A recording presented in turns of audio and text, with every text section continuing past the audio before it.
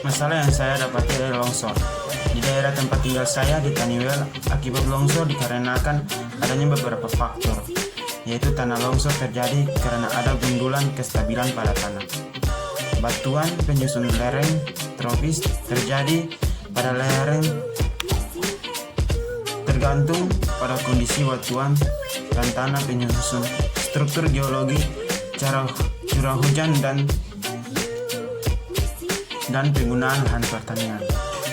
Dari masalah di atas, faktor longsor yang saya dapati itulah manusia. Kenapa demikian?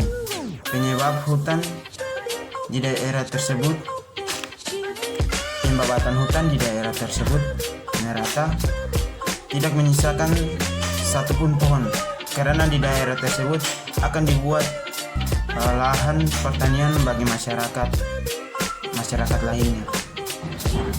Dampak yang begitu buruk hingga pada musim hujan, tanah mulai longsor yang begitu besar karena diakibatkan oleh hujan dengan banjir.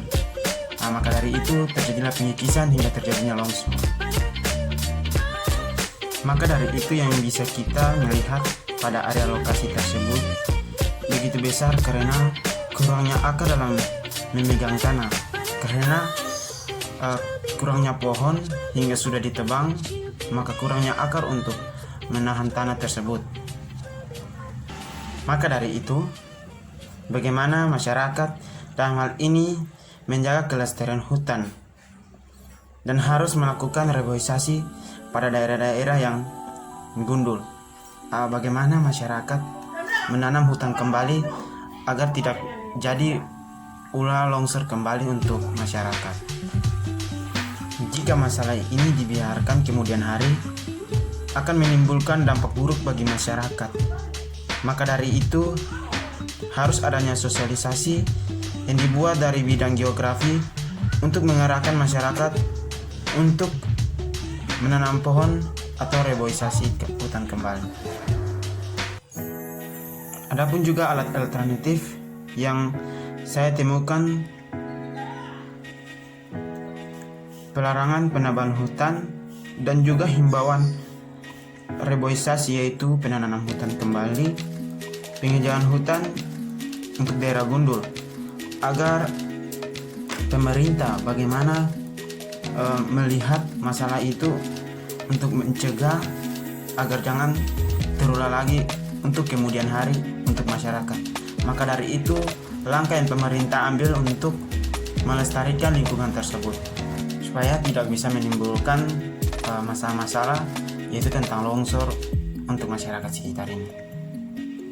Maka dari itu pemerintah harus membuat penggalangan sosialisasi bagaimana melestarikan dan mengatasi hal tersebut, yaitu tentang alam. Dan alat alternatif lainnya, jika pemerintah sudah memberikan himbauan larangan penebangan hutan di lokasi longsor, maka kita perlu sadar diri agar bagaimana kesadaran untuk kita sendiri untuk tidak menebangkan pohon secara liar di daerah atau lokasi tersebut. Dan saya juga mendapatkan kelebihan dari masyarakat sendiri. Masyarakat melihat bahwa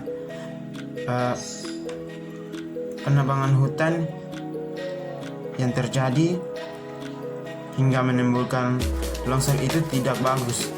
Kita lihat dari mata masyarakat, karena dengan hal itu maka akan terjadi fenomena yang bersifat longsor yang bisa membuat masyarakat resah dan rugi akan hal tersebut yang terjadi tentang bencana longsor. Dan kekurangan masyarakat, semuanya belum ada kesadaran diri dalam melihat masalah ini. Terjadi longsor,